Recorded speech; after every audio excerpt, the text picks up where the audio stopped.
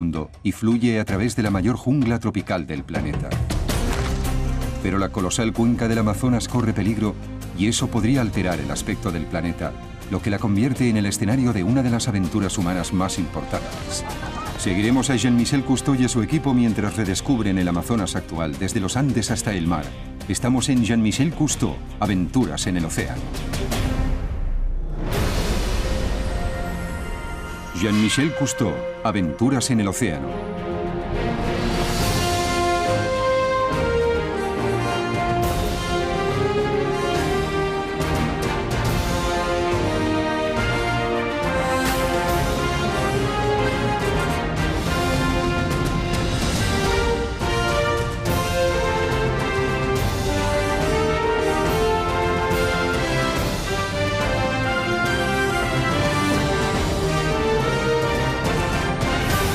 Regreso al Amazonas.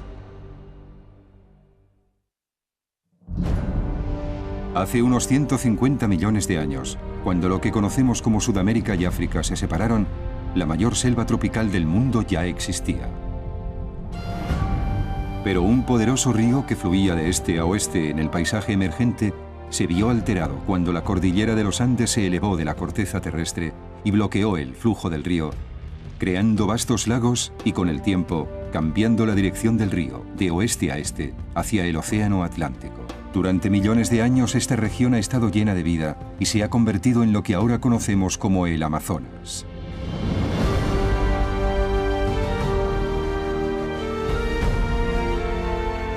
Su propio nombre evoca aventuras, belleza exótica, lejanía y peligro. Pero pocos entienden o valoran realmente la importancia de esta región. Con una selva tan extensa como la parte continental de Estados Unidos, la cuenca del Amazonas tiene un tamaño que va más allá de las fronteras, más allá incluso de los continentes. La cuenca influye en el clima de todo el planeta, es el hogar de más de 30 millones de personas y forma parte de 9 países. El 20% del agua dulce del planeta fluye por el Amazonas, que cambia el gusto del océano Atlántico hasta una distancia de 200 kilómetros a mar abierto. Pese al tamaño de esta cuenca de jungla tropical, las pruebas científicas revelan cada vez con más claridad lo frágil que es este ecosistema y cómo lo que sucede aquí influirá en el clima global de manera drástica, probablemente irreversible, durante los próximos 10 o 20 años. Numerosos informes sobre el ominoso cambio han salido a la luz en los 25 años transcurridos desde que Jean-Michel Cousteau explorase por primera vez esta región. Preocupados por la sostenibilidad de la jungla y por el impacto global sobre el clima y los océanos, él y su equipo han vuelto para dar la voz de alarma y buscar motivos para la esperanza. Para sus hijos Fabián y Céline, y para todo el equipo, será una expedición que les cambiará la vida. Explorarán la rica jungla tanto en la temporada seca como en la de lluvias, viajando durante días río arriba por afluentes de aguas negras para encontrar las especies acuáticas únicas del Amazonas. Soportarán las penurias de cruzar esta región salvaje y diversa, incluyendo zonas que están completamente deforestadas para la ganadería y la agricultura, por ejemplo de soja. Y entrarán en el Amazonas interior, donde el conflicto entre las empresas y el medio ambiente se ha convertido en una lucha a muerte por la fauna y los indígenas de la jungla, que pueden tener la clave de la sostenibilidad. Para Jean-Michel personalmente, esta será una importante misión para revelar nuestra conexión con el Amazonas y cómo esta región puede alterar nuestro futuro. Empieza el viaje con una visita a uno de los mayores terratenientes de Brasil y un viejo amigo. Jacques Cousteau inspiró al doctor Rita Bernardino hace 25 años para construir las torres de Ariaú del Amazonas, 56 kilómetros al norte de Manaus en el Río Negro, el primer complejo turístico en las copas de los árboles en la selva del Amazonas. Cuando el grupo de Jacques Cousteau llegó, su padre le dijo: Y él me dice así: faça un hotel en la floresta que el mundo entero va a querer ver. Y le dijo al doctor Rita que construyera un hotel en la jungla, porque la gente de todo el mundo vendría a ver la jungla. Porque A floresta amazônica. Porque la jungla del Amazonas es la mayor del mundo y también la que más se destruye. Como el Hotel Torres de Ariaú se construyó entre los árboles, permite que los huéspedes sean testigos de los dramáticos cambios de las estaciones en el Amazonas. La estación seca, que va de mayo a noviembre, y la estación de lluvias de noviembre a mayo. Aquí, las aguas pueden elevarse hasta 9 metros. ¿Puedo invitaros a la casa de Tarzán, Jacques Cousteau? Dentro hay una placa. ¿Dónde? ¿Aquí? Sí, ahí arriba. Eso fue durante la expedición al Amazonas. Y estos son Cacha y el mono perdidos en la jungla. Calipso y... Es un gran honor que Ellen y Rita y su padre nos honraran cuando vinimos. Bueno, hay diferencias notables desde la primera vez que estuve aquí, cuando tenía 14 años, en la expedición de mi padre y mi abuelo. Lo más sorprendente es la cantidad de gente que hay, comparado con 1982-83. Cuando llegamos a Manaus, tenía menos de 400.000 personas. Y ahora hay más de 2 millones. Es una diferencia increíble. A más de 1.500 kilómetros del mar, Manaus es la ciudad principal del río Amazonas y envía su botín al mundo desde el boom del caucho del siglo XIX. También desde la agitada Manaus se exportan las riquezas de la jungla a los mercados extranjeros, ávidos de la abundancia del Amazonas. Pero como descubrirá el equipo, las consecuencias son terribles. Desde aquí empieza la investigación y la aventura del equipo. Durante los próximos 10 meses cargarán y descargarán constantemente más de un centenar de bultos de carga y equipo pesado. Última maleta. Bien. Juntos y en equipos más pequeños, viajarán a través de 9.600 kilómetros de río, donde a menudo su única compañía serán ellos mismos. ¡Más plano! ¡Lo intento!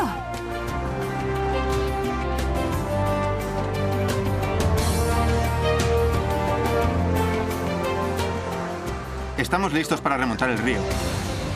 Remontar el río Negro, famoso por sus aguas negras manchadas por los árboles de la selva inundada.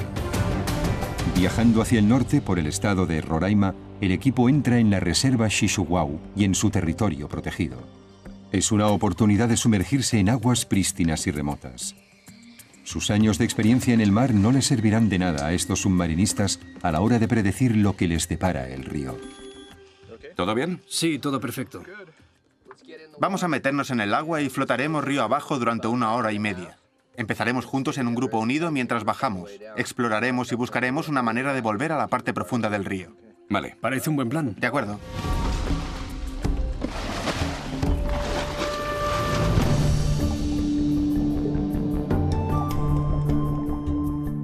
Los submarinistas familiarizados con el azul del mar se deben adaptar ahora al ámbar tanino del río de la selva.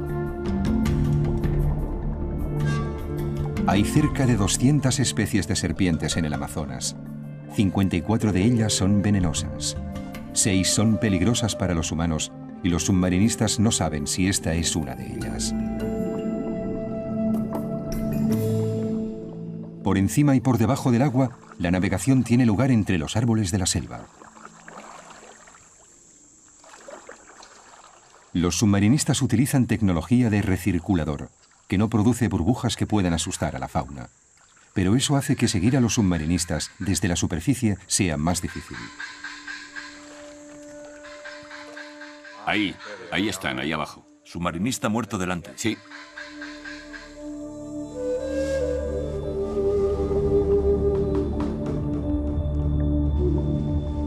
Con 3.000 especies de peces identificadas de unas supuestas 5.000, el Amazonas contiene al menos el doble de especies que el Océano Atlántico entero.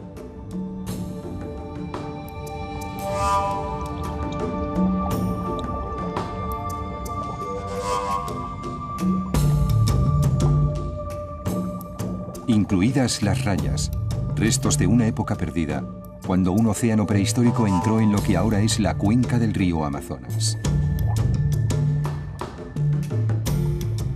Más de 20 especies de rayas se esconden en las aguas del Amazonas, equipadas con ojos ancestrales, como periscopios adaptados a la poca luz del río. Su cola espinosa, como la de un dinosaurio, esconde una espina venenosa para defenderse cuando falla su camuflaje.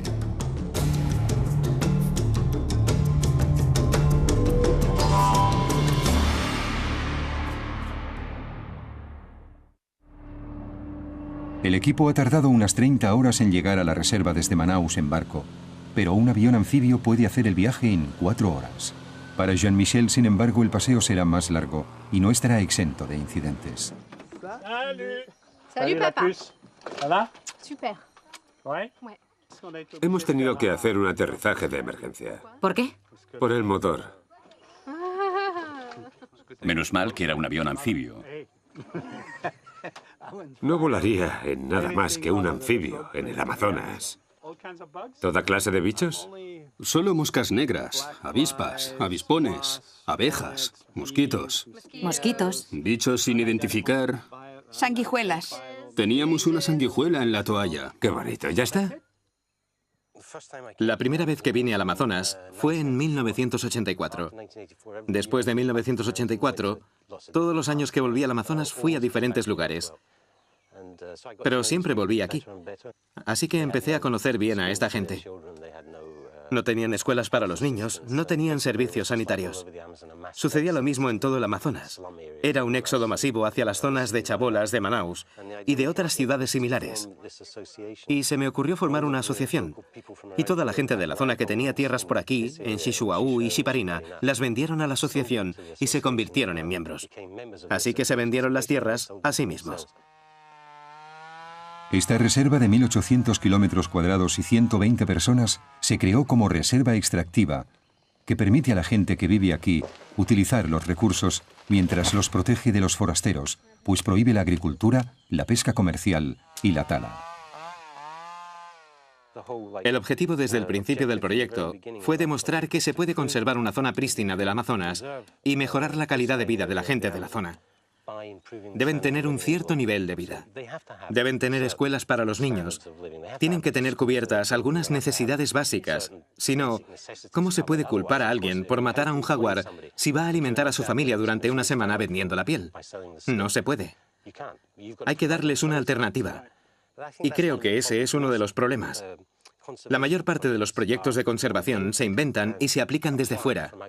Nadie pasa tiempo con la gente de aquí para descubrir qué necesitan realmente y qué piensan sobre las cosas. Porque son la clave para el éxito de un proyecto como este. El pueblo de Shishuaú, como sus antepasados, vive una vida comunal, compartiendo el trabajo y la recompensa de la selva, pescando, cazando y cultivando cosas como mandioca, un alimento básico de la dieta de toda la cuenca del Amazonas. Mi experiencia es que cuando tienen una alternativa y ven que la vida mejora, no solo están dispuestos a perseverar, sino que les parece un orgullo hacerlo. En Shishuaú, la calidad de vida ha mejorado, con un futuro más seguro debido a la propiedad de la tierra, la educación y las modernas atenciones médicas necesarias para luchar contra las epidemias de malaria, introducida mediante contacto con extranjeros, y la hepatitis, ambas sin mucho tratamiento. Pero los conocimientos tradicionales de la selva y de sus grandes usos medicinales también tienen un gran valor.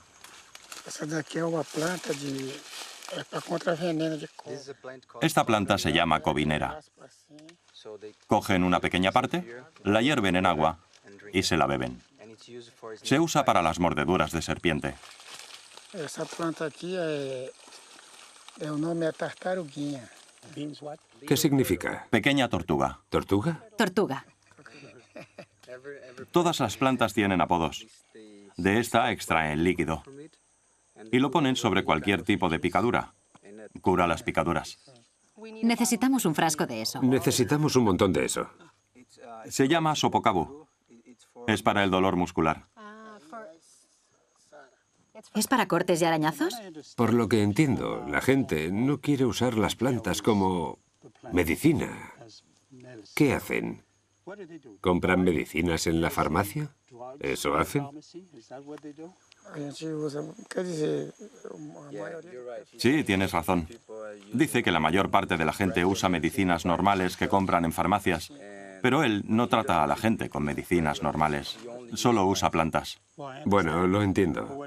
Pero lo que significa es que lo que él hace se va a perder y que la gente deberá tener dinero para ir a comprar la medicina cuando la tienen al alcance de la mano. Mucha de mi gente antes eran cazadores profesionales y ahora vienen fotógrafos, científicos y equipos de televisión. Pero no han perdido sus habilidades como cazadores. Quizás incluso hayan mejorado. Son mejores observadores. Porque llevar a un equipo de cámara cerca de un animal salvaje para filmarlo es mucho más difícil que acercarse a uno para matarlo.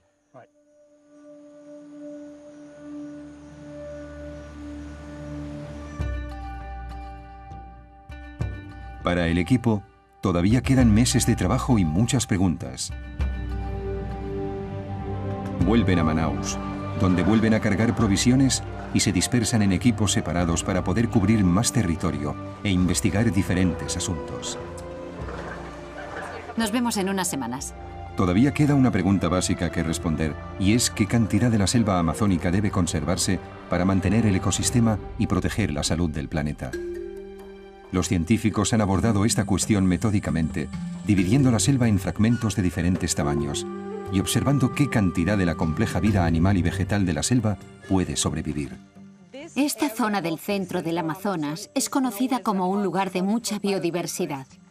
El secreto de esa alta diversidad son los mecanismos y procesos interconectados. Si rompemos algún eslabón de esa cadena, habremos destruido todo el proceso. Lo que queremos entender es lo que pasa en la selva con su dinámica, su función y su diversidad, cuando los fragmentos se vuelven cada vez más pequeños. En el diseño original del estudio, planeamos observar fragmentos de 1 hectárea, 10 hectáreas y 100 hectáreas. Este es uno de los fragmentos de 1 hectárea. 1 hectárea son 100 metros por 100 metros. Exactamente. Así que, si lo entiendo bien, las especies de animales están desapareciendo porque no tienen suficiente espacio para vivir en esa pequeña zona. El fragmento de 1 hectárea es demasiado pequeño para casi todo. Animales y plantas. Pero a partir de 10 hectáreas es posible mantener parte de la biodiversidad, tanto vegetal como animal. Así que para conservar todas las especies, ¿qué tamaño necesitamos?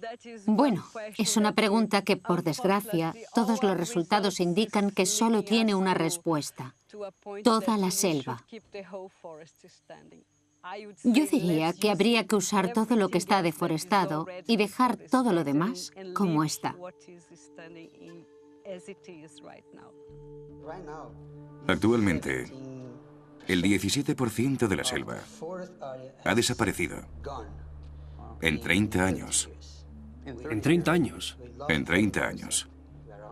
Hemos perdido el 17%. Unos 30.000 kilómetros cuadrados todos los días. En 30 años hemos perdido una zona más grande que Francia. Imagina Francia completamente destruida. ¿La superficie de Texas? Sí, la superficie de Texas, exactamente. La contribución del Amazonas es la de un aire acondicionado global que crea lluvias y almacena carbono. El 50% de la humedad de la lluvia del Amazonas sale directamente de los árboles. Menos árboles significa menos lluvia. Cuando se talan, los árboles sueltan su dióxido de carbono almacenado, aumentando el calentamiento global. Las predicciones de los científicos dicen que si se tala el 30% de la selva amazónica, se superará un punto de inflexión y se volverá demasiado seca para sobrevivir. Durante los últimos 4 años hemos estado trabajando intensamente. Más del 80% de la selva amazónica se sigue conservando. Y todavía es posible hacer las cosas de un modo diferente a otras partes del mundo. Pero es un reto tremendo. Parte del reto al que se enfrenta el gobierno es superar la historia reciente e incluso sus propias políticas que han animado la deforestación. El terriblemente deforestado estado de Mato Grosso es un perfecto ejemplo, en el que la tala de la selva daba a los granjeros la posesión legal de la tierra. Al principio estuviste trabajando en aserraderos ¿Qué te hizo decidirte a cambiar la madera por la granja?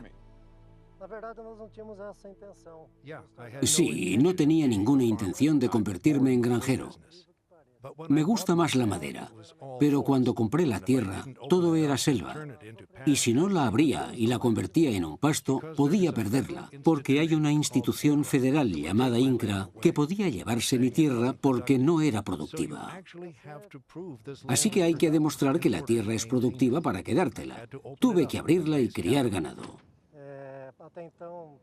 A principios de los 80 teníamos una dictadura militar. El gobierno tenía muchos incentivos económicos para que la gente del sur viniera a esta parte de Brasil, al Amazonas. En ese momento, esto se consideraba un desierto verde. No vivía nadie, solo había selva. El objetivo era ocupar este lugar, no perderlo ante países extranjeros. En ese momento no había nada sobre el medio ambiente. Así que la idea era talar la selva, cultivar y criar ganado. En el estado de Rondônia, vecino a Mato Grosso, Blair y Plinio experimentan los efectos sobre la selva de lo que los granjeros y los rancheros hicieron para obtener la propiedad de la tierra. Lo quemaron todo, incluyendo árboles enormes y muy valiosos. Aunque ahora es ilegal, es casi imposible controlarlo, así que la quema continúa.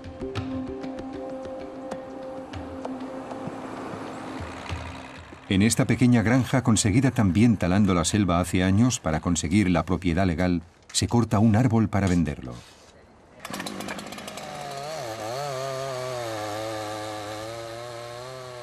El equipo consigue verlo de cerca, quizás demasiado cerca.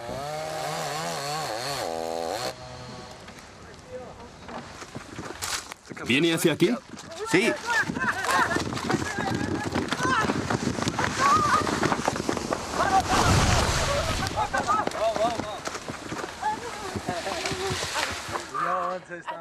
Creía que iba a caer al otro lado. Estábamos ahí. Dios mío. Mirad toda el agua que sale. Brasil exporta grandes cantidades de madera en una industria muy controvertida, llena de corrupción y prácticas ilegales, casi imposible de controlar. Y debido a un mercado internacional necesitado de madera, la industria continúa creciendo, a pesar de las consecuencias. La obtención ilegal de madera no es el único problema. En el proceso de llegar al mercado, se pierde más del 70% de la madera recogida. Los países occidentales deben dejar de comprar madera de la Amazonia tal y como lo hacen ahora. Esto es insostenible. No hay ningún tipo de control y se explota a las comunidades locales y a los indígenas, porque son los que cortan los árboles. Pero todo se vende muy barato. Hay taladores que pagan 3 kilos de azúcar por una caoba. ¿No es increíble? ¿Por un árbol entero? Por un árbol entero. Cuando la gente compra un escritorio de caoba de la selva amazónica peruana, paga 1 céntimo a los indígenas y 100 o 200 dólares a la cadena de gente que gana dinero con esto, con esta explotación.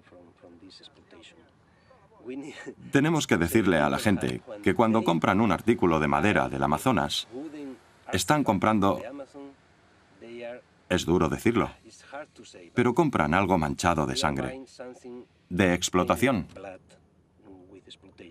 Puedo afirmar que la caoba sacada del Amazonas está manchada de sangre.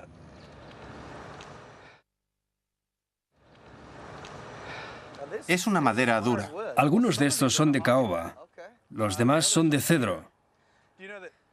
¿Sabías que el 95% de esta madera es ilegal? Los culpables somos nosotros, porque la mayoría de estos troncos, el 50% van a parar a Estados Unidos y otro 30% a Europa. El resto va al resto del mundo. Así que no tiene ningún permiso hasta que llega aquí. ¿Y ahora todo está bien? Cuando llega a los aserraderos, parece ser que se vuelve legal porque no fueron ellos los que cortaron los árboles. Claro, claro. Otro agujero en el sistema. Los taladores ilegales no tienen suficiente. No saben nada del medio ambiente. Su cerebro no está preparado para eso. Lo que buscan es un beneficio inmediato. Tenemos que ocuparnos de un montón de detalles técnicos para conservar la selva sosteniblemente.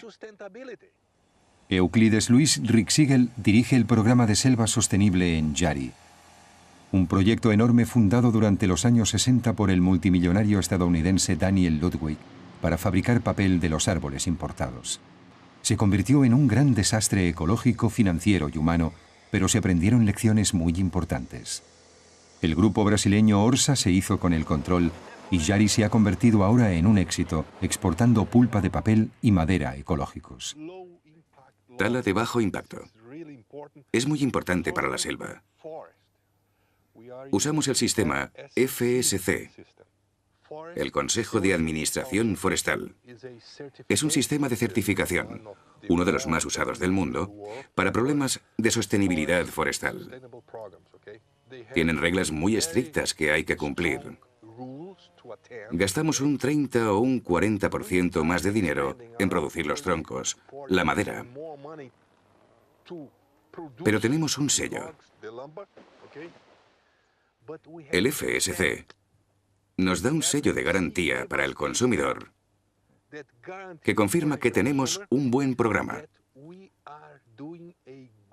que cumplimos las reglas internacionalmente reconocidas. ¿Puede Yari convertirse en un modelo para las tierras deforestadas o abandonadas? En esas zonas que ya están deforestadas, intentamos que las comunidades planten eucaliptos. Los eucaliptos australianos aquí crecen rápidamente, llegando a elevarse más de 30 metros en 6 años, a diferencia de los 30 años que tardan en Europa, y crecen muy bien en el pobre suelo amazónico. Los árboles jóvenes que crecen en enormes guarderías sustituirán a los árboles maduros talados para hacer pulpa.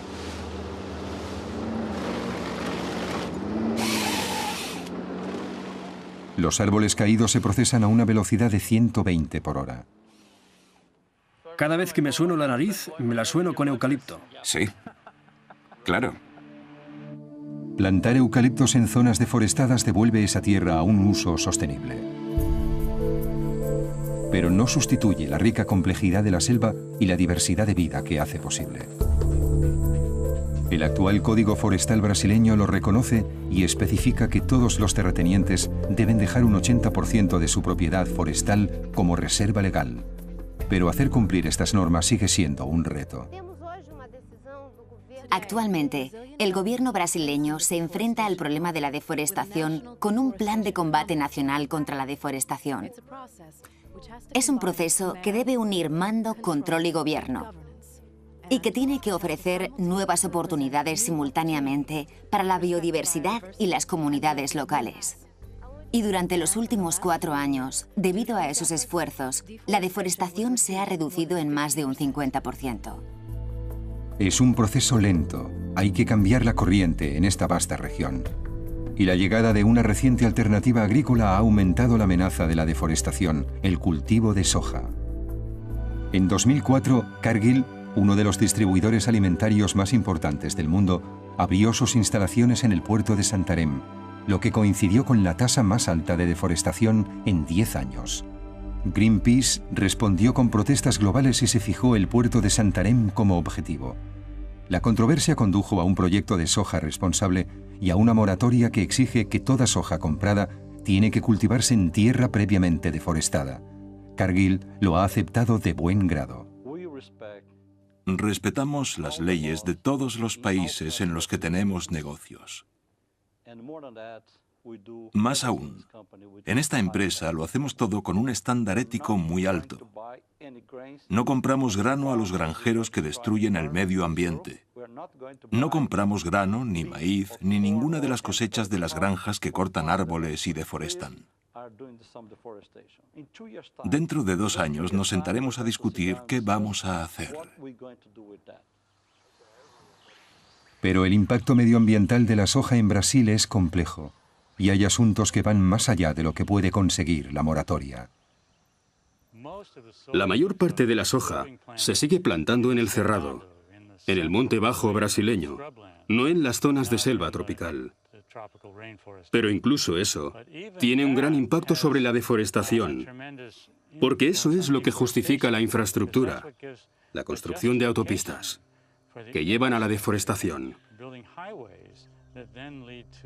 La principal controversia en este momento es la autopista BR-163, desde Santarém a Cuiabá en Mato Grosso, que se va a reconstruir y pavimentar para que la soja del norte del estado de Mato Grosso pueda enviarse a puertos del río Amazonas en Santarém.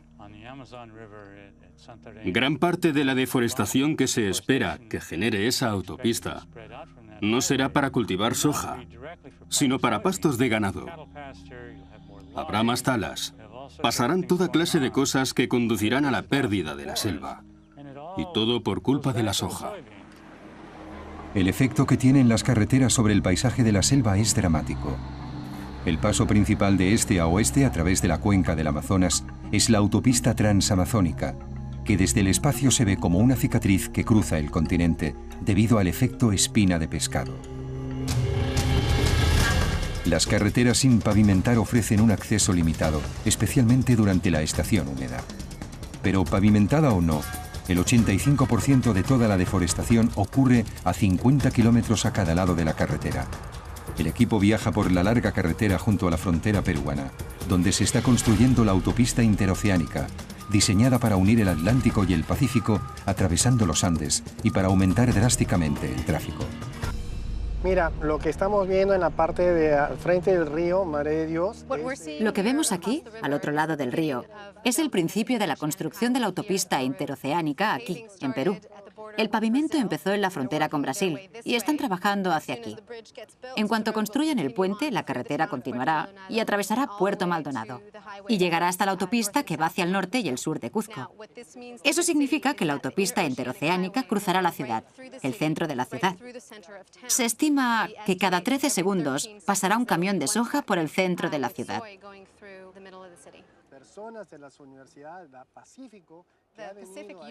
La Universidad del Pacífico hizo un taller y la conclusión al hablar de esta zona fue que lo más viable económicamente sería la soja. 100 kilómetros a cada lado de la autopista, lo que significa una deforestación de 200 kilómetros. Un objetivo de nuestra región. La presencia de la autopista es algo positivo, porque les conectará con otras comunidades y otros lugares. Sin embargo, pide ayuda para desarrollar esta zona como un destino de ecoturismo. Así, los recursos que tienen continuarán existiendo. Y eso les aportará algo económicamente viable, algo sostenible. No quieren que esto sea solo un lugar de paso. El aumento del ecoturismo es una buena pieza del puzzle, y la Reserva de Desarrollo Sostenible de Mamiraguá es un buen ejemplo. Para llegar hasta Mamiraguá, el equipo debe hacer otro largo camino por el río, lo que les permite un merecido descanso y una oportunidad para reflexionar sobre las exigencias de la expedición hasta el momento. Vivimos con un grupo de gente una situación muy intensa en un lugar reducido. Y a veces nos levantamos a las 3 de la mañana para salir antes que el sol. Y salimos a luchar contra los insectos y a pelearnos con el barro y el cansancio y con todo este tema tropical. Y es genial. Estoy muy contento de ver que todos los miembros del equipo han hecho todo lo que han podido. La gente trabaja muchísimo y eso es lo que une al equipo. Poder contar con los demás, fiarte de los demás. La verdad es que históricamente, tener a bordo a Jacques Cousteau y a Jean-Michel Cousteau siempre ha sido muy importante, porque ellos tienen la capacidad de hacer que la gente supere las cosas pequeñas y funcione como un equipo, una sola unidad. Las largas horas y el trabajo duro tienen su recompensa al llegar a su destino, una reserva remota de belleza impresionante.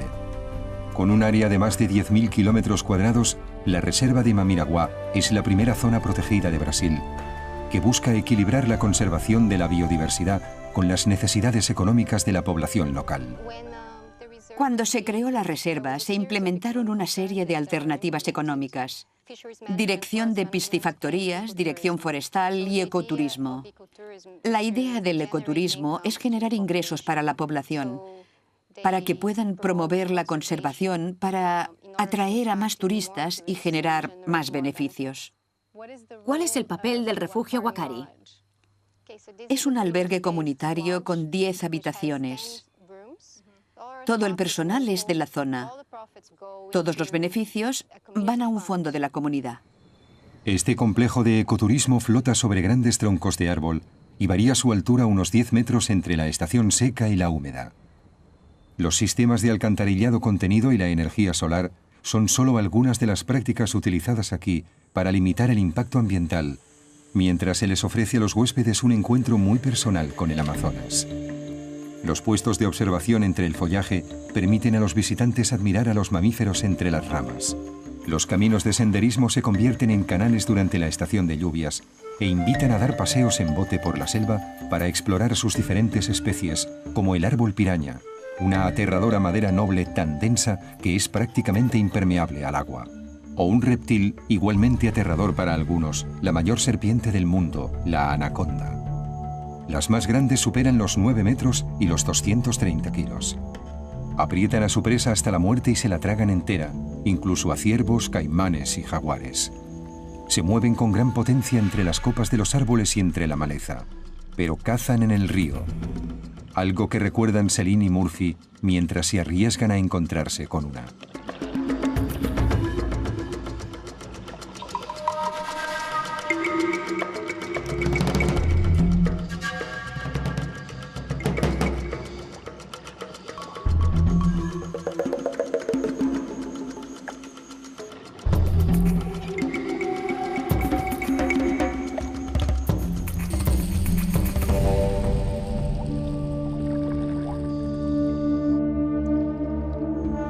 Cazan principalmente por la noche, mientras durante el día disfrutan de la digestión de su comida y esperan semanas e incluso meses antes de volver a cazar.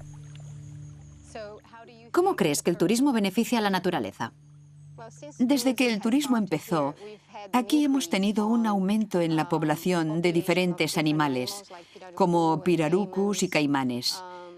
La gente de la zona ha visto que estos animales son también atracciones turísticas, que los turistas vienen a ver esta fauna que tenemos en abundancia. En ese sentido, el turismo ayuda a promover la conservación, porque la gente quiere venir a saber más cosas sobre el ecosistema y a ver esta hermosa fauna. Así que la gente de la zona se beneficia con el trabajo, pero también aprenden conservación, porque a los turistas les interesa. Sí. ¿Cuál es el mayor beneficio de estar dentro de la reserva Mamirawa?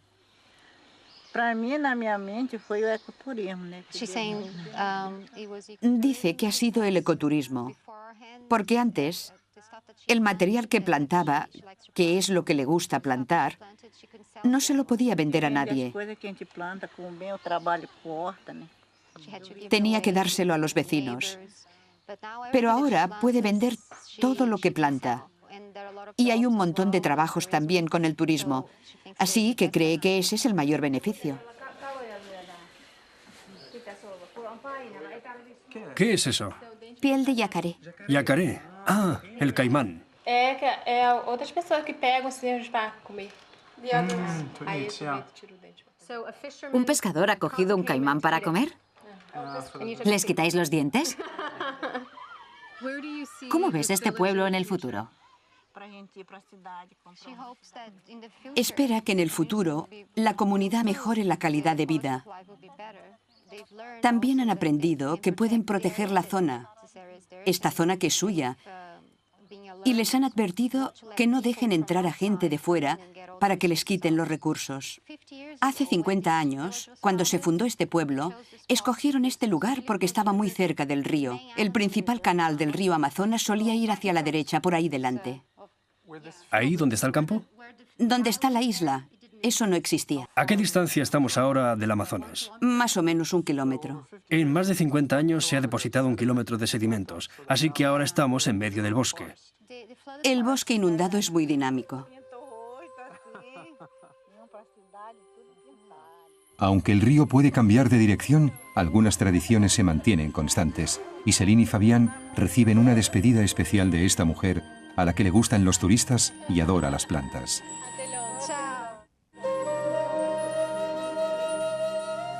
Hasta ahora, Mamiragua ha sido un éxito. Una prueba de que la naturaleza y el pueblo pueden prosperar juntos. Y para el equipo, el tiempo que han pasado aquí ha significado una prueba sólida para la esperanza.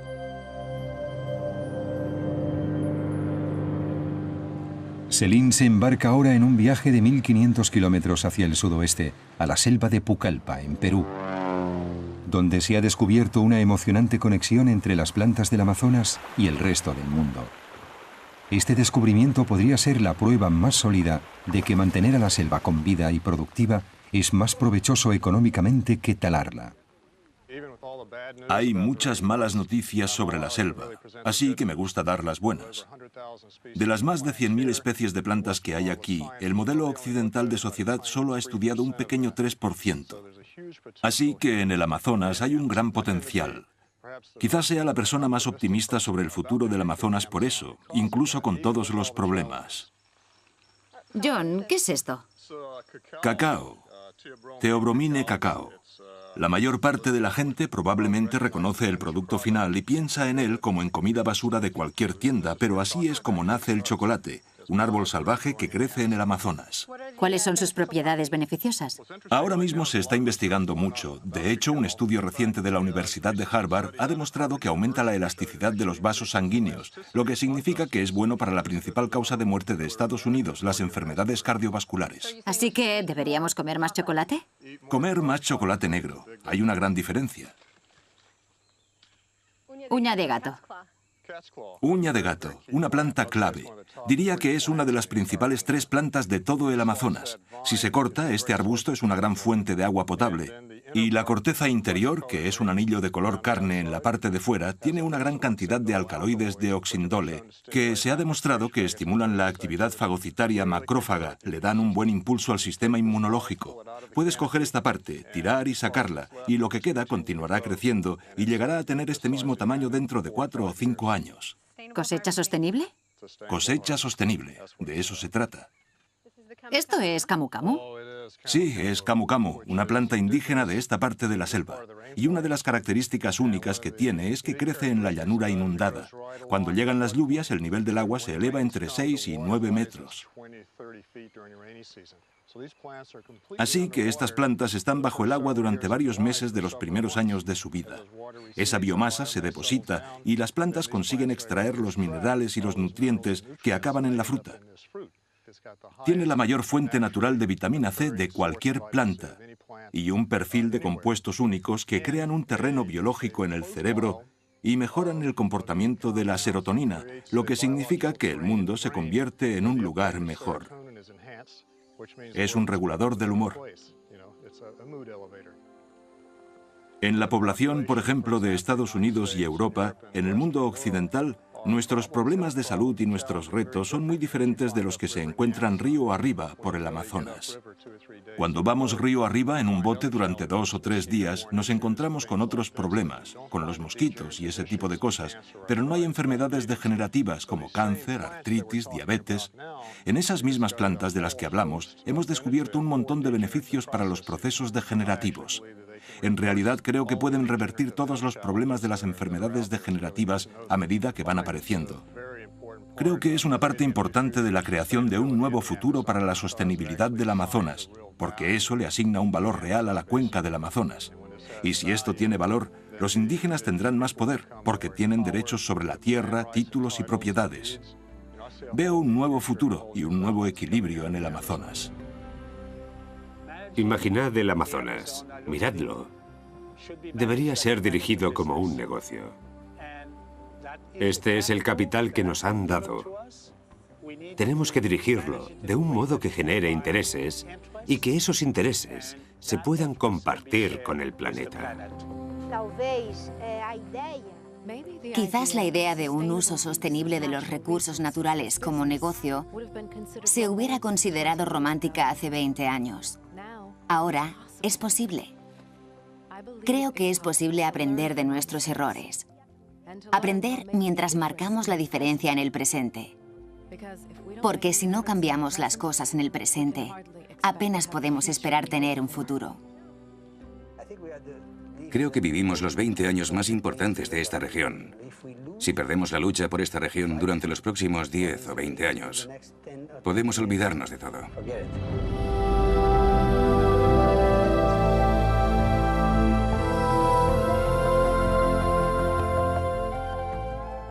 Tenemos que enfrentarnos a esto y encontrar soluciones. Pero se necesitará mucha energía y mucho valor. Y al final, eso beneficia a todo el mundo. El Amazonas es parte de nuestra vida, vivamos aquí o no.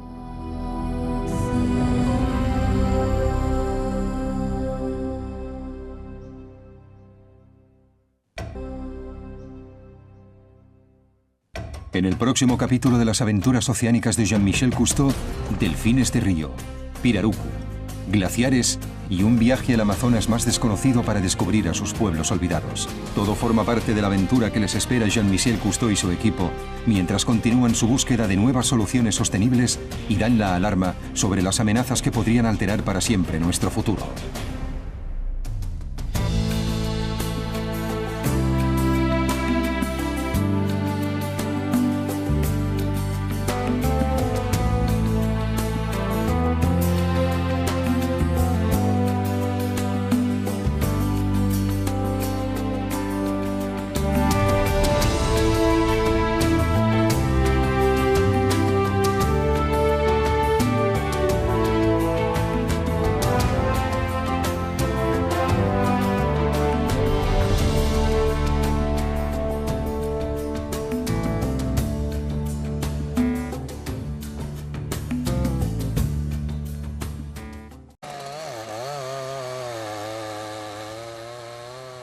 El equipo consigue verlo de cerca, quizás demasiado cerca.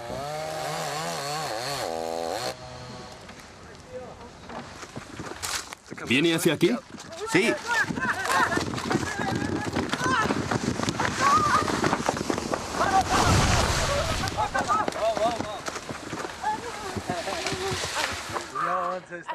Creía que iba a caer al otro lado.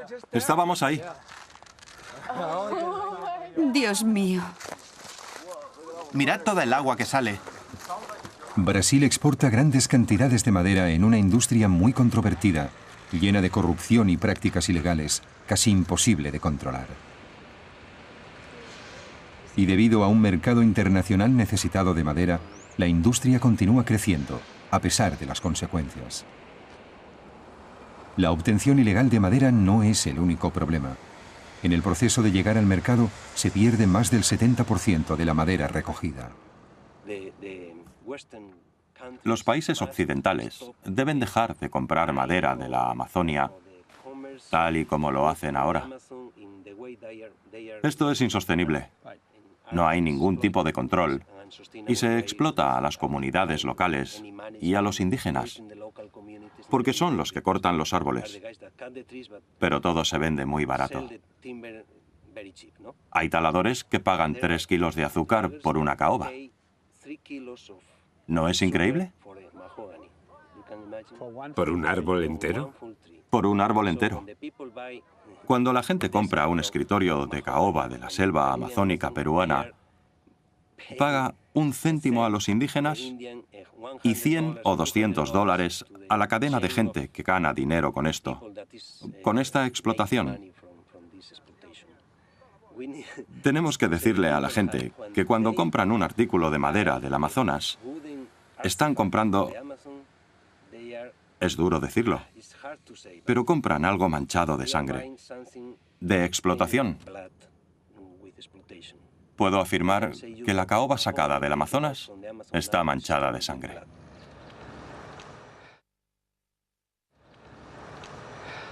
Es una madera dura. Algunos de estos son de caoba, los demás son de cedro. ¿Sabías que el 95% de esta madera es ilegal? Los culpables somos nosotros, porque la mayoría de estos troncos, el 50% van a parar a Estados Unidos y otro 30% a Europa. El resto va al resto del mundo. Así que no tiene ningún permiso hasta que llega aquí. ¿Y ahora todo está bien? Cuando llega a los aserraderos, parece ser que se vuelve legal porque no fue... ¿Qué? ¿Deberíamos comer más chocolate? Comer más chocolate negro. Hay una gran diferencia. Uña de gato. Uña de gato, una planta clave. Diría que es una de las principales 3 plantas de todo el Amazonas. Si se corta, este arbusto es una gran fuente de agua potable. Y la corteza interior, que es un anillo de color carne en la parte de fuera, tiene una gran cantidad de alcaloides de oxindole, que se ha demostrado que estimulan la actividad fagocitaria macrófaga, le dan un buen impulso al sistema inmunológico. Puedes coger esta parte, tirar y sacarla, y lo que queda continuará creciendo y llegará a tener este mismo tamaño dentro de 4 o 5 años. ¿Cosecha sostenible? Cosecha sostenible, de eso se trata. ¿Esto es camu camu? Sí, es camu camu, una planta indígena de esta parte de la selva. Y una de las características únicas que tiene es que crece en la llanura inundada. Cuando llegan las lluvias, el nivel del agua se eleva entre 6 y 9 metros. Así que estas plantas están bajo el agua durante varios meses de los primeros años de su vida. Esa biomasa se deposita y las plantas consiguen extraer los minerales y los nutrientes que acaban en la fruta. Tiene la mayor fuente natural de vitamina C de cualquier planta y un perfil de compuestos únicos que crean un terreno biológico en el cerebro y mejoran el comportamiento de la serotonina, lo que significa que el mundo se convierte en un lugar mejor. Es un regulador del humor. En la población, por ejemplo, de Estados Unidos y Europa, en el mundo occidental, nuestros problemas de salud y nuestros retos son muy diferentes de los que se encuentran río arriba por el Amazonas. Cuando vamos río arriba en un bote durante 2 o 3 días, nos encontramos con otros problemas, con los mosquitos y ese tipo de cosas, pero no hay enfermedades degenerativas como cáncer, artritis, diabetes. En esas mismas plantas de las que hablamos, hemos descubierto un montón de beneficios para los procesos degenerativos. En realidad creo que pueden revertir todos los problemas de las enfermedades degenerativas a medida que van apareciendo. Creo que es una parte importante de la creación de un nuevo futuro para la sostenibilidad del Amazonas, porque eso le asigna un valor real a la cuenca del Amazonas. Y si esto tiene valor, los indígenas tendrán más poder, porque tienen derechos sobre la tierra, títulos y propiedades. Veo un nuevo futuro y un nuevo equilibrio en el Amazonas. Imaginad el Amazonas. Miradlo. Debería ser dirigido como un negocio. Este es el capital que nos han dado. Tenemos que dirigirlo de un modo que genere intereses y que esos intereses se puedan compartir con el planeta. Quizás la idea de un uso sostenible de los recursos naturales como negocio se hubiera considerado romántica hace 20 años. Barro y el cansancio, y con todo este tema tropical. Y es genial. Estoy muy contento de ver que todos los miembros del equipo han hecho todo lo que han podido. La gente trabaja muchísimo y eso es lo que une al equipo. Poder contar con los demás, fiarte de los demás. La verdad es que históricamente, tener a bordo a Jacques Cousteau y a Jean-Michel Cousteau siempre ha sido muy importante, porque ellos tienen la capacidad de hacer que la gente supere las cosas pequeñas y funcione como un equipo, una sola unidad. Las largas horas y el trabajo duro tienen su recompensa al llegar a su destino, una reserva remota de belleza impresionante. Con un área de más de 10.000 kilómetros cuadrados, la reserva de Mamiraguá es la primera zona protegida de Brasil, que busca equilibrar la conservación de la biodiversidad con las necesidades económicas de la población local. Cuando se creó la reserva, se implementaron una serie de alternativas económicas. Dirección de piscifactorías, dirección forestal y ecoturismo. La idea del ecoturismo es generar ingresos para la población, para que puedan promover la conservación, para atraer a más turistas y generar más beneficios. ¿Cuál es el papel del refugio Huacari? Es un albergue comunitario con 10 habitaciones. Todo el personal es de la zona. Todos los beneficios van a un fondo de la comunidad.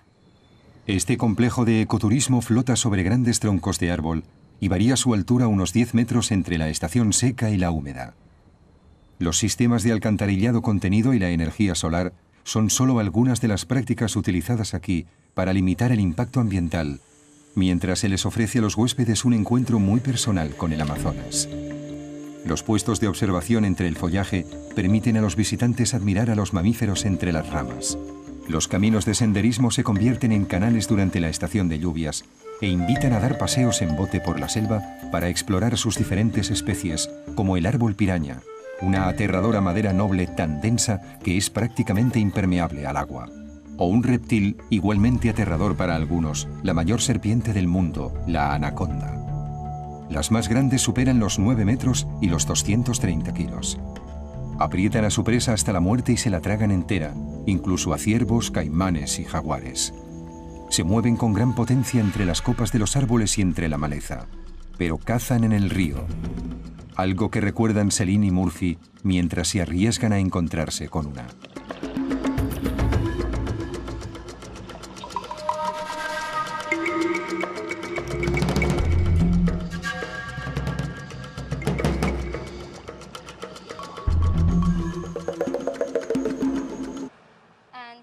Y le dijo al doctor Rita que construyera un hotel en la jungla, porque la gente de todo el mundo vendría a ver la jungla.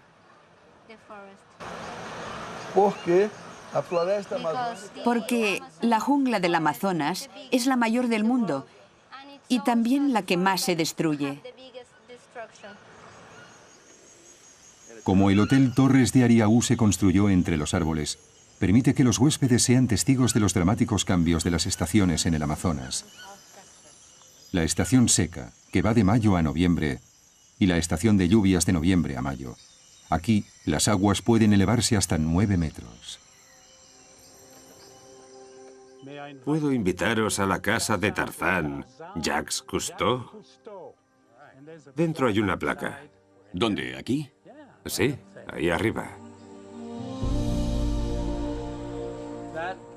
Eso fue durante la expedición al Amazonas. Y estos son Cacha y el mono perdidos en la jungla. Calipso y... Es un gran honor que Ellen y Rita y su padre nos honraran cuando vinimos. Bueno, hay diferencias notables desde la primera vez que estuve aquí, cuando tenía 14 años, en la expedición de mi padre y mi abuelo. Lo más sorprendente es la cantidad de gente que hay, comparado con 1982-83. Cuando llegamos a Manaus, tenía menos de 400.000 personas. Y ahora hay más de 2 millones. Es una diferencia increíble.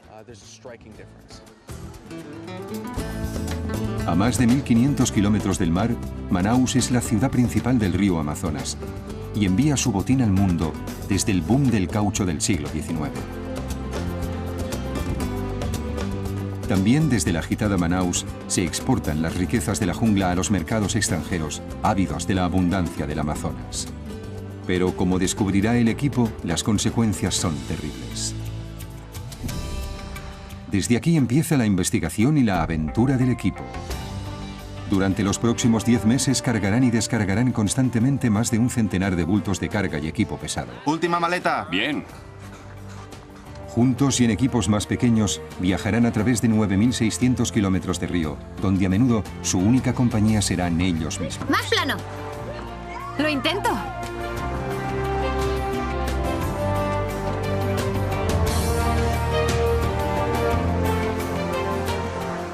Estamos listos para remontar el río. Remontar el río Negro, famoso por sus aguas negras manchadas por los árboles de la selva inundada. Viajando hacia el norte por el Elba de Pucallpa, en Perú, donde se ha descubierto una emocionante conexión entre las plantas del Amazonas y el resto del mundo. Este descubrimiento podría ser la prueba más sólida de que mantener a la selva con vida y productiva es más provechoso económicamente que talarla. Hay muchas malas noticias sobre la selva, así que me gusta dar las buenas. De las más de 100.000 especies de plantas que hay aquí, el modelo occidental de sociedad solo ha estudiado un pequeño 3%. Así que en el Amazonas hay un gran potencial. Quizás sea la persona más optimista sobre el futuro del Amazonas por eso, incluso con todos los problemas. John, ¿qué es esto? Cacao. Theobromine cacao.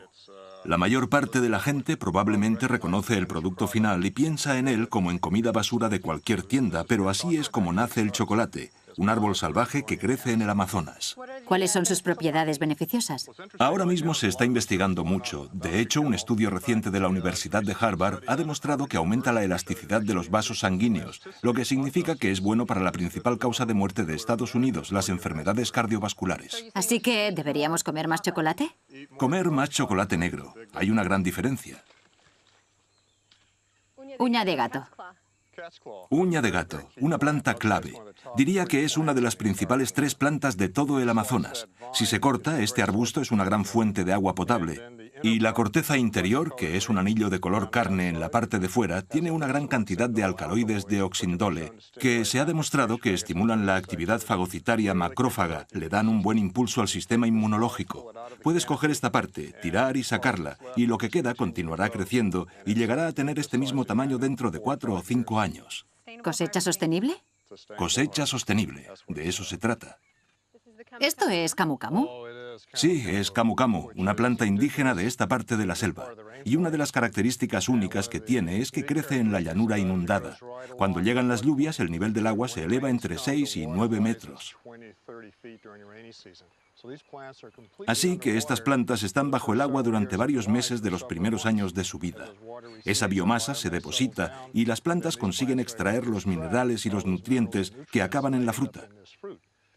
Tiene la mayor fuente natural de vitamina C de cualquier planta y un perfil de compuestos únicos que crean un terreno biológico en el cerebro y mejoran el comportamiento de la serotonina, lo que significa que el mundo se convierte en un lugar mejor.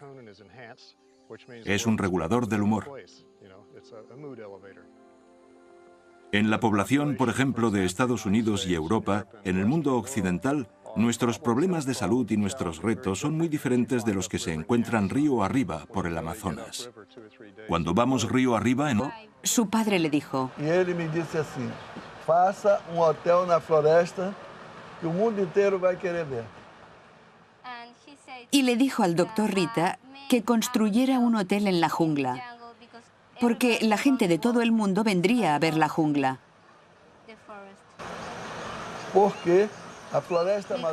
Porque la jungla del Amazonas es la mayor del mundo y también la que más se destruye. Como el Hotel Torres de Ariaú se construyó entre los árboles, permite que los huéspedes sean testigos de los dramáticos cambios de las estaciones en el Amazonas. La estación seca, que va de mayo a noviembre, y la estación de lluvias de noviembre a mayo. Aquí, las aguas pueden elevarse hasta 9 metros. ¿Puedo invitaros a la casa de Tarzán, Jacques Cousteau? Dentro hay una placa. ¿Dónde? ¿Aquí? Sí, ahí arriba. Eso fue durante la expedición al Amazonas. Y estos son Cacha y el mono perdidos en la jungla. Calipso y... Es un gran honor que él, Rita y su padre nos honraran cuando vinimos. Bueno, hay diferencias notables desde la primera vez que estuve aquí, cuando tenía 14 años, en la expedición de mi padre y mi abuelo. Lo más sorprendente es la cantidad de gente que hay, comparado con 1982-83. Cuando llegamos a Manaus, tenía menos de 400.000 personas. Y ahora hay más de 2 millones. Es una diferencia increíble. A más de 1.500 kilómetros del mar, Manaus es la ciudad principal del río Amazonas y envía su botín al mundo desde el boom del caucho del siglo XIX. También desde la agitada Manaus se exportan las riquezas de la jungla a los mercados extranjeros, ávidos de la abundancia del Amazonas. Pero como descubrirá el equipo, las consecuencias son terribles. Desde aquí empieza la investigación y la aventura del equipo. Durante los próximos 10 meses cargarán y descargarán constantemente más de un centenar de bultos de carga y equipo pesado. ¡Última maleta! Bien. Juntos y en equipos más pequeños, viajarán a través de 9.600 kilómetros de río, donde a menudo su única compañía serán ellos mismos. ¡Más plano! ¡Lo intento!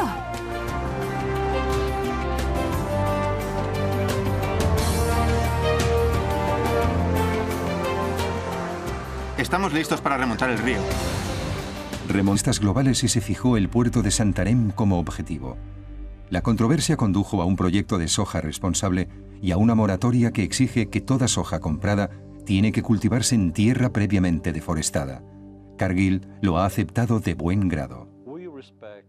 Respetamos las leyes de todos los países en los que tenemos negocios.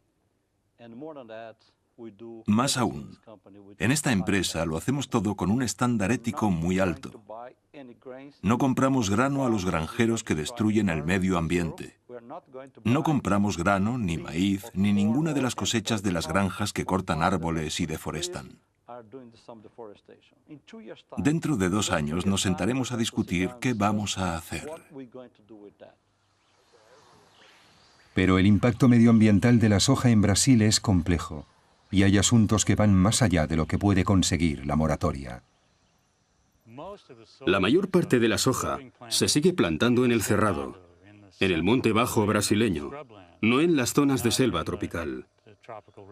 Pero incluso eso tiene un gran impacto sobre la deforestación, porque eso es lo que justifica la infraestructura, la construcción de autopistas, que llevan a la deforestación. La principal controversia en este momento es la autopista BR-163, desde Santarém a Cuiabá en Mato Grosso, que se va a reconstruir y pavimentar para que la soja del norte del estado de Mato Grosso pueda enviarse a puertos del río Amazonas en Santarém. Gran parte de la deforestación que se espera que genere esa autopista no será para cultivar soja, sino para pastos de ganado. Habrá más talas. Pasarán toda clase de cosas que conducirán a la pérdida de la selva.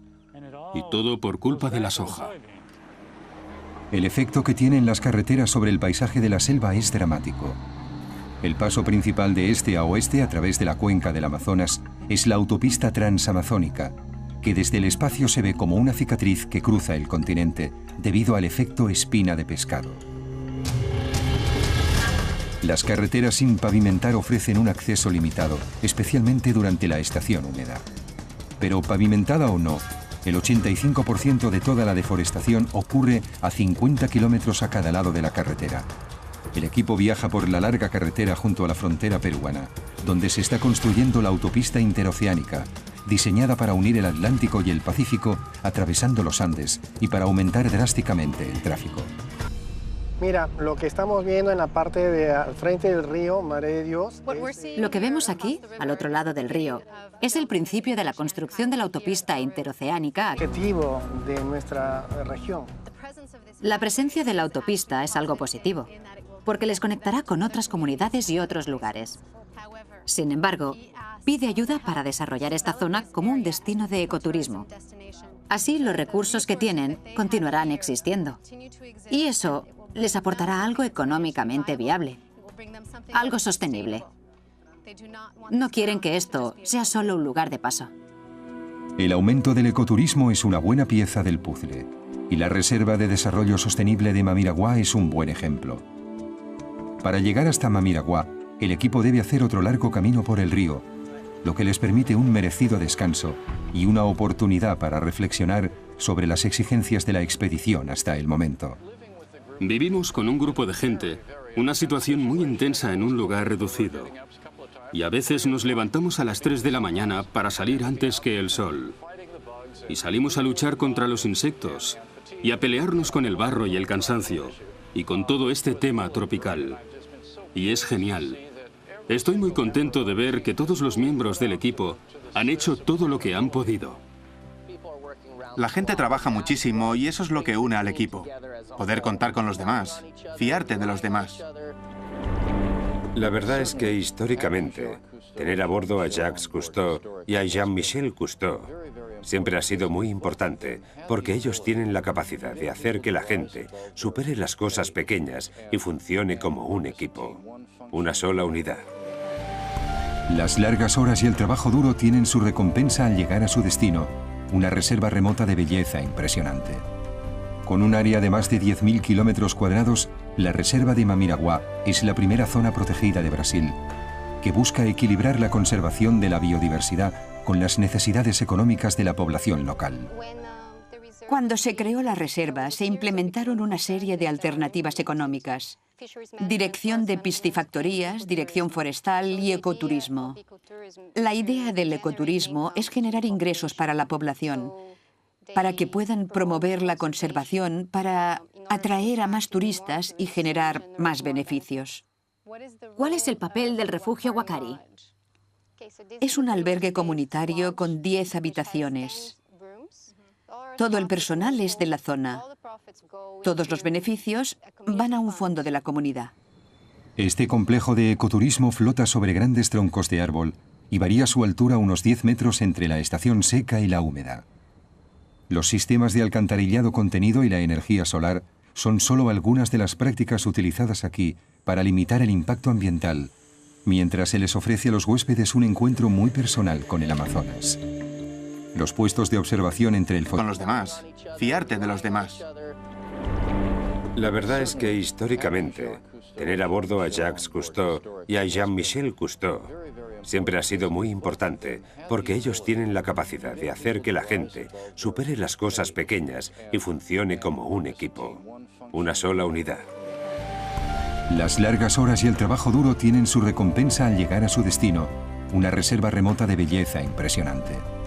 Con un área de más de 10.000 kilómetros cuadrados, la reserva de Mamiraguá es la primera zona protegida de Brasil, que busca equilibrar la conservación de la biodiversidad con las necesidades económicas de la población local. Cuando se creó la reserva, se implementaron una serie de alternativas económicas: dirección de piscifactorías, dirección forestal y ecoturismo. La idea del ecoturismo es generar ingresos para la población, para que puedan promover la conservación, para atraer a más turistas y generar más beneficios. ¿Cuál es el papel del refugio Huacari? Es un albergue comunitario con 10 habitaciones. Todo el personal es de la zona. Todos los beneficios van a un fondo de la comunidad. Este complejo de ecoturismo flota sobre grandes troncos de árbol y varía su altura unos 10 metros entre la estación seca y la húmeda. Los sistemas de alcantarillado contenido y la energía solar son solo algunas de las prácticas utilizadas aquí para limitar el impacto ambiental, mientras se les ofrece a los huéspedes un encuentro muy personal con el Amazonas. Los puestos de observación entre el follaje permiten a los visitantes admirar a los mamíferos entre las ramas. Los caminos de senderismo se convierten en canales durante la estación de lluvias e invitan a dar paseos en bote por la selva para explorar sus diferentes especies, como el árbol piraña, una aterradora madera noble tan densa que es prácticamente impermeable al agua. O un reptil igualmente aterrador para algunos, la mayor serpiente del mundo, la anaconda. Las más grandes superan los 9 metros y los 230 kilos. Aprietan a su presa hasta la muerte y se la tragan entera, incluso a ciervos, caimanes y jaguares. Se mueven con gran potencia entre las copas de los árboles y entre la maleza, pero cazan en el río, algo que recuerdan Celine y Murphy mientras se arriesgan a encontrarse con una.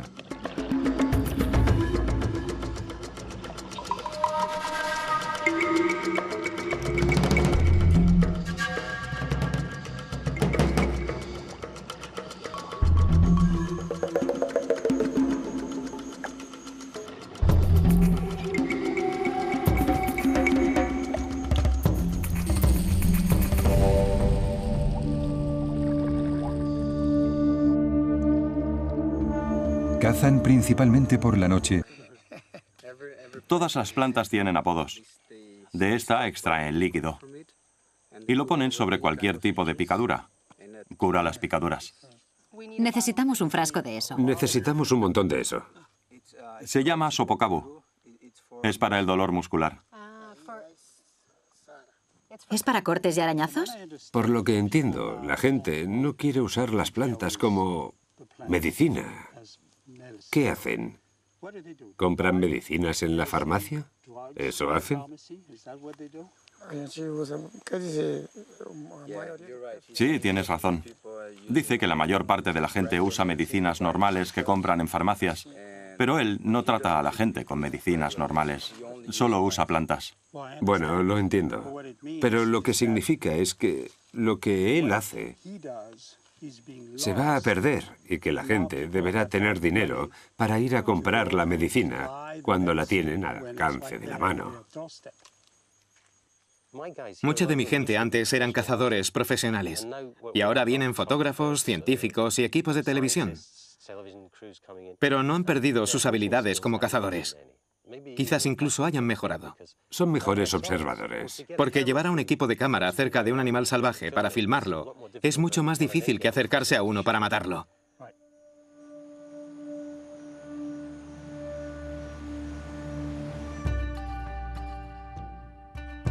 Para el equipo, todavía quedan meses de trabajo y muchas preguntas. Vuelven a Manaus, donde vuelven a cargar provisiones y se dispersan en equipos separados para poder cubrir más territorio e investigar diferentes asuntos. Nos vemos en unas semanas.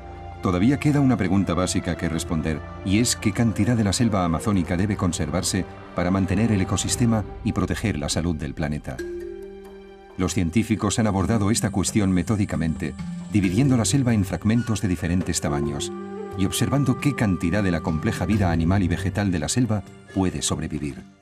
Esta zona del centro del Amazonas es conocida como un lugar de mucha biodiversidad. El secreto de esa alta diversidad son los mecanismos y procesos interconectados. Si rompemos algún eslabón de esa cadena, habremos destruido todo el proceso. Lo que queremos entender es lo que pasa en la selva con su dinámica, su función y su diversidad, cuando los fragmentos se vuelven cada vez más pequeños.